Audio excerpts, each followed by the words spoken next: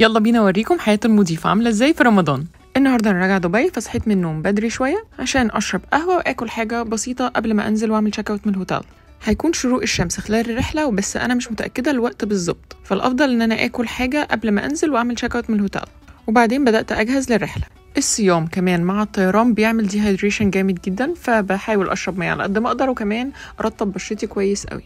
وناس كتيرة بتستغرب ازاي انا بقدر احط شعري الكيرلي ده كله في بان صغيرة كده. طبعا الريد سكرانشي بتاعتنا. وخلاص كده انا almost done. لبست اليونيفورم وعملت تشيك اوت وطلعنا على المطار. خلاص كده انا وصلت الطيارة.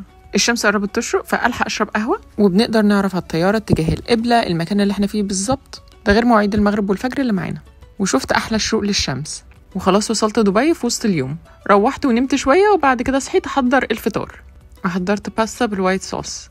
وخلاص المغرب أذن وفطرت. كل سنة وانتوا طيبين ورمضان كريم.